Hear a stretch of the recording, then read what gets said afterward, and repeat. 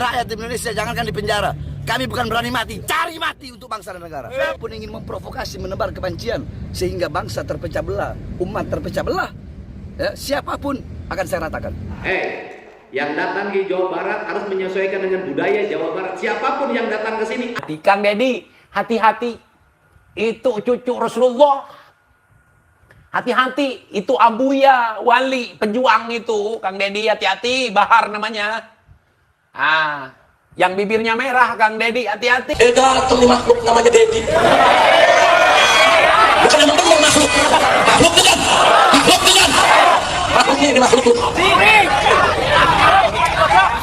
Datang nih makhluk dari bupati di Purwakarta, saudara. Dia ubah Purwakarta. Dia bikin di setiap pelosok kota patung, saudara. Patung-patung masa lalu, patung-patung yang dulu disembah oleh masyarakat masa lalu, saudara. Bukan itu saja, saudara. Anda masuk di pintu tol, saudara, Jatiluhur atau Kaliasana, saudara, itu sudah ada patung Dasamuka. Itu patung iblis. Dasamuka itu 10 muka. Pula muka aja jelek, apalagi 10. Siap hancurkan berhala, siap robohkan berhala, siap perangi berhala, siap tidak coblos gubernur yang suka bikin berhala. Pret. Assalamualaikum warahmatullahi wabarakatuh. Jumpa lagi dengan Arman Al-Fatih. Apa kabar teman-teman semua dimanapun anda berada? Semoga selalu dalam lindungan Allah Subhanahu Wa Taala. Amin amin ya rabbal alamin. Masih ingatkah penghinaan dan cacian oleh Bahar bin Smith dan Rizik Syihab kepada Kang Deddy Mulyadi, yang dianggap Kang Deddy Mulyadi adalah pemimpin yang musyrik karena membuat patung-patung di Purwakarta? Ini menandakan bahwasanya golongan Rizik Syihab dan Bahar bin Smith tidak henti-henti untuk mengadu domba, memberikan kebencian kepada sesama demi keuntungan pribadinya. Dengan berlandaskan cucu Nabi, mereka berhasil memperdaya mukibin-mukibinnya untuk mempercayai semua apa yang diucapkannya. Namun, ulama pribumi serta tokoh-tokoh masyarakat di Indonesia kini sudah sadar dan terbongkar semua siasat-siasat Rizik dan Bahar. Seperti halnya TIJ yang memberikan pencerahan kepada kita semua, membongkar semua perilaku-perilaku yang tidak baik dari Bahar dan Rizik. Nah, seperti apa komentar dari TIJ tentang pernyataan dan juga hinaan kepada Kang Deddy Mulyadi? Kita simak videonya.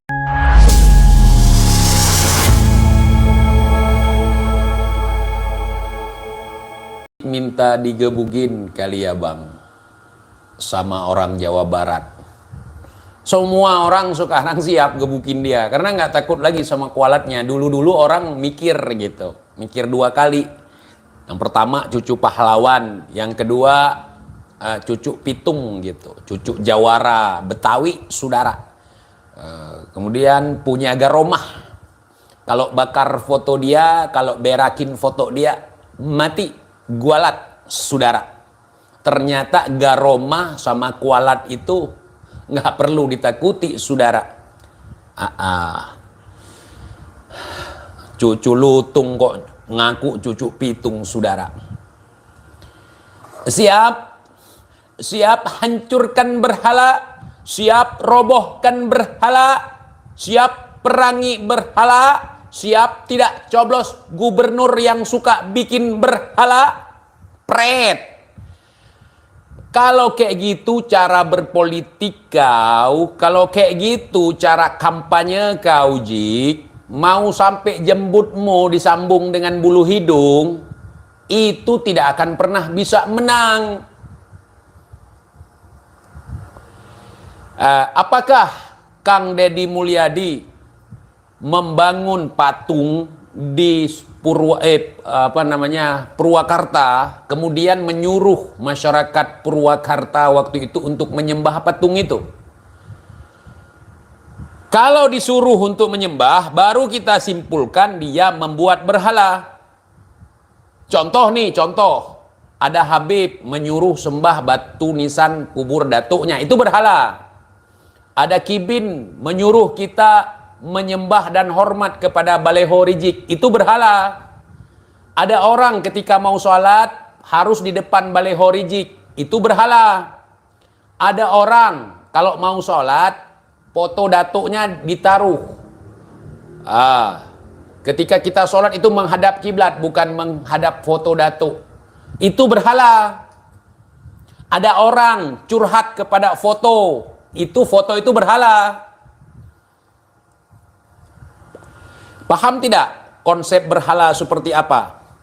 Kalau semua patung itu dianggap berhala, itu patung Jenderal Sudirman, hancurkan kalau berani. Coba patung kuda itu hancurkan.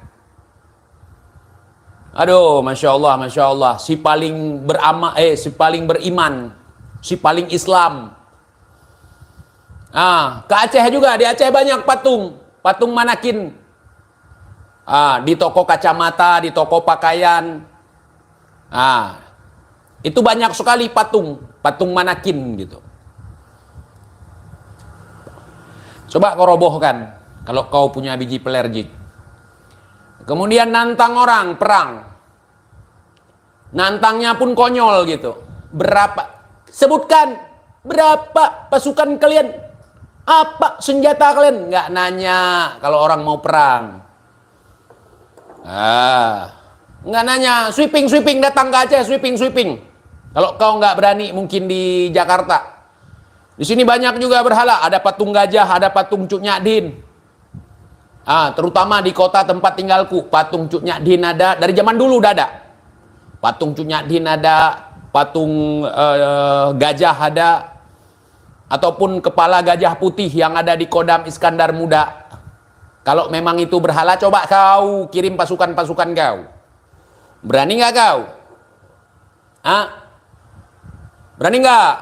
Patung-patung hewan yang ada di depan batalion. Coba kau rapikan itu. Jangan banyak cincong. Ini kau yang dijadikan berhala sama kibin-kibin kau. Baleho kau jadi berhala. Bagus.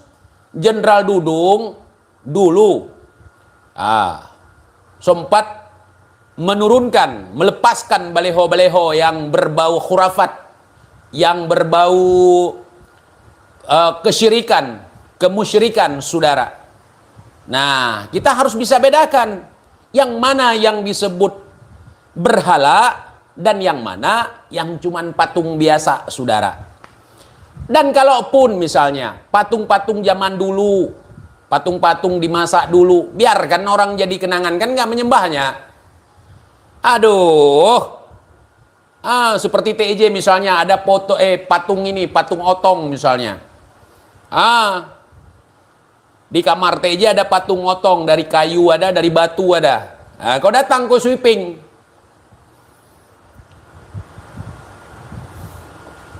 Kau sweeping. Itu di tongkat komando juga ada patung. Kepala Garuda. Kau sweeping.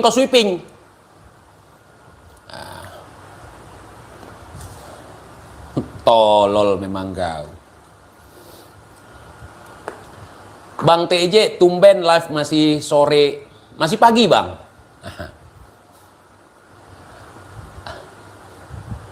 Aduh, kau ngaku imam besar, ngaku ulama, ngaku cucu Nabi, ngaku si paling pinter se-Asia Tenggara atau sedunia sekalipun. Berhala pun kau tak tahu. Nggak ada bahan kalau kampanye. Tunjukkan calon yang kau usungkan, yang kau dukung itu, kelebihan-kelebihannya apa. Itulah kesalahan kampanye. Itu namanya black campaign, saudara. Kampanye hitam itu, bukan intelijen hitam, saudara.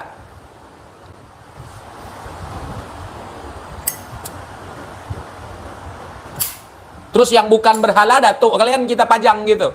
Patung Al-Imam Faqihil Muqaddam, patung Abu Bakar bin Salim, patung Abu Bakar Al-Adni, patung Ali As-Sahkran. Patung itu baru bukan berhala gitu. Sekalian aja kau ke Bali. Itu di Bali banyak itu patung dibuat. Kau paling Islam gitu. Aduh. Orang karir mana mau terawih? Orang karir. Nggak paham gue bang. Bang kalau ketemu Rizik mau diapain? Mau kurendang dia.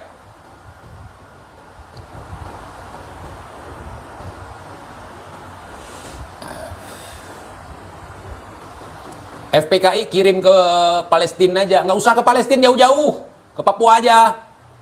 Nah, dulu waktu konflik di Aceh mana FPKI itu? Sekarang kalau demo, nanti kalau pemerintah tidak mau menerima aspirasi kami angkat senjata lagi. Dulu FPI angkat senjata nggak waktu konflik di Aceh? Kok nggak pernah, Pak? Hah?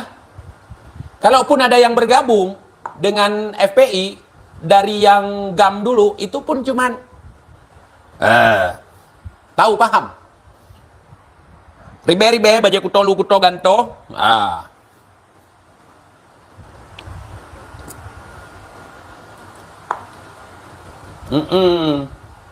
Ngaku orang perang, pingin perang sana, pingin perang sini. Bukti, kau pernah masuk ke medan perang, bertempur, megang senjata. Ini orang yang perang, kau sibuk megang kotak amal, saudara. Hah?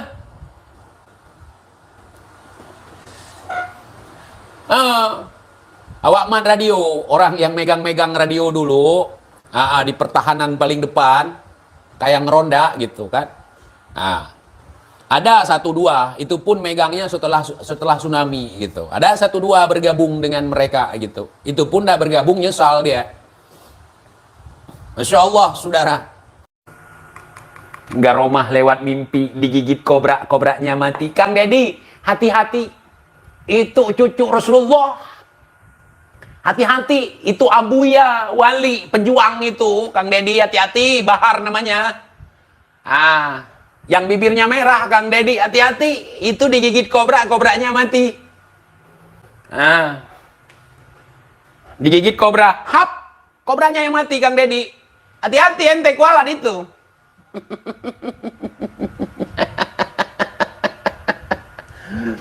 Kibin-kibin sekalian, tolong sebutkan satu aja jasa si Rizik untuk Indonesia, jasa si Bahar untuk Indonesia, setengah-setengah aja. Tolong. Yang memang betul-betul jasa, coba sebutkan satu aja. Prestasi boleh, jasa dia boleh.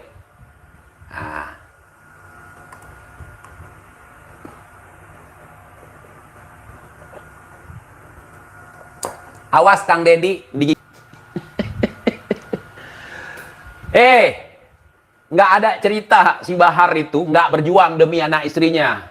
Makanya banyak Habib yang diusulkan untuk jadi pahlawan nasional nggak bisa masuk. Kenapa? Karena mereka berjuang untuk perutnya, bukan untuk rakyat, bukan untuk agama, bukan untuk umat, bukan untuk negara. Makanya nggak bisa diloloskan menjadi pahlawan nasional, saudara. Dan yang berdarah-darah siapa? Datuknya yang syahid di medan perang gitu. Yang dibunuh oleh PKI misalnya. Yang jadi PKI ada.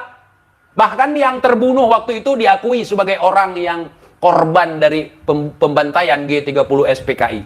Ternyata ketika saya cari tahu, ternyata bagian daripada PKI itu sendiri. Bukan korban dari PKI, korban dari tentara rakyat. Kalau saya pun begitu, kalau bisa begitu, saya nipu orang, saya ini cucu dari pesawat tempur, saya ini berjuang, modal cuman caci maki pejabat, caci maki pemerintah, tanpa masukan apapun, tanpa ada kritikan apapun, koar-koar begini begitu, saya pun bisa, tapi saya malu. Begitu. Saya malu jadi penjilat, malu. Seolah-olah kita musuh, padahal kita dibayarin. Jangan ya, enggak kubeberkan Har. Ente kan dibayarin oleh oligarki sama si Rizik. Sebagai biang kerok, sebagai perusuh di negeri ini. Ente seharusnya tahu siapa aneh, kenapa aneh sampai sejauh itu aneh tahu. Kalian kan peliharaan boneka-boneka politik. Kalau enggak mungkin. Kalian itu dilindungi segala macam. Kalau kayak gitu moncong, kalian udah lama, kalian mati. Kalau misalnya rezimnya rezim zolim, pasti kalian ditumpas. Cuman kalian peliharaan. Kayak anjing gue, peliharaan.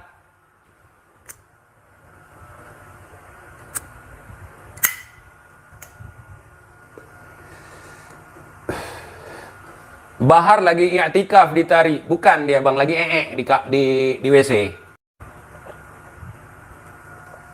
Awas Kang Dedi, digigit Bahar. Digigit Bahar bisa rabies. Bisa memikat Firza Husin, saudara. Nah, itu. Nah, begitu dong komen. Nah, yang kita lihat selama ini, si Rizik Cebol ini mampu menelanjangi Neng Firza jarak jauh. Nah, kalau nggak percaya, googling aja. Balada Cinta Rizik gitu. Pasti itu yang keluar. Ah. Tapi itu bukan penghargaan. Penghinaan itu atas dirinya. Nah, kalau Habib Bahar menipu, buktinya mana? Kalau masyarakat nggak ada yang melaporkan polisi jika masyarakat dirugikan oleh Habib Bahar. Nah, begitu. Bagus, bagus. Jadi penipu ini terstruktur dengan masif, saudara. Dia mengaku sebagai cucu Nabi, kan sudah terbukti. Mengaku cucu Nabi padahal bukan, itu kan menipu. Menjual harga siwak 1 juta itu menipu. Gitu. Walaupun itu kibinnya, walaupun dia melakukannya dengan sukarela, yang jelas dia menipu. Kenapa? Seolah-olah dia itu zuriyah Nabi, dalam tubuhnya mengalir darah Nabi, keringatnya seperti keringat Nabi, nya juga berharga, mulia. Kalau nggak pakai nama Nabi bisa nggak? Seperti itu. Nggak bisa, saudara. Makanya dia penipu. Atas nama agama, atas nama Nabi, atas nama Allah. Begitu, saudara. Kau terlalu lugu jadi kibin. Gitu, saudara. Ya. Dulu ada pelemparan 3 kepala anjing ke pondok dia. Yang ngelakuin siapa? Kibinnya dia suruh. Kibinnya. Gua tahu orangnya siapa. Kemudian penembakan. Tiba-tiba hilang kasusnya. Dulu kepala anjing juga hilang kasusnya. Setelah dibahas sama beberapa orang waktu itu, kemudian penembakan kemarin gua khusus membahas itu beberapa minggu. Hilang deh kasusnya. Itu menipu, saudara. Dan jelas terbukti. Kalau kau ingin lihat dia ditangkap, berapa kali udah ditangkap? Bukan karena membela kau, bukan karena membela agama, bukan karena membela rakyat, bukan. Justru mereka lah pelaku penistaan terhadap agama, penistaan terhadap Nabi, penistaan terhadap Al-Quran, penistaan terhadap Allah sekalipun. Begitu. Al-Quran mengatakan manusia itu sama di hadapan Allah Subhanahu wa Ta'ala. Yang membedakannya apa? Apa yang membedakannya? Ketakwaannya. Lah dia bilang, kami ini adalah zuriyah Nabi, kami ini harus diistimewakan, kami harus diginikan, kami harus digitukan, kami harus digendong. Nah, itu cerita. Gitu. Dan aku tidak mengenal siapapun, mau turun dari langit, mau keluar dari perut bumi, gua nggak peduli. Kalau ente nggak terima, perangi gue. Nah, perangi, mau 2 hari 2 malam, mau 30 hari 30 malam, perang. Gitu. Laporkan ke polisi aja kalau merasa benar dan kau tahulah sekarang. Tunggu Kibin, ada masanya dilaporkan. Ini lagi dipersiapkan. Kau tunggu aja. Nanti jangan nangis-nangis. Kita dikriminalisasi, saudara. Seperti yang mati di jalan tol 6 orang itu. Kalian nangis-nangis. Kriminalisasi, saudara. Ini merupakan rencana PKI, saudara. Ini kebangkitan PKI, saudara. Takbir, saudara.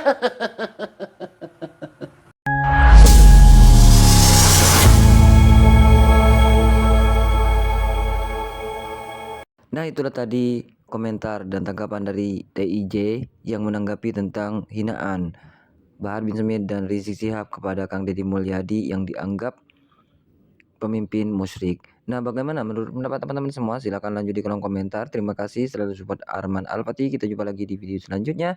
Assalamualaikum warahmatullahi wabarakatuh.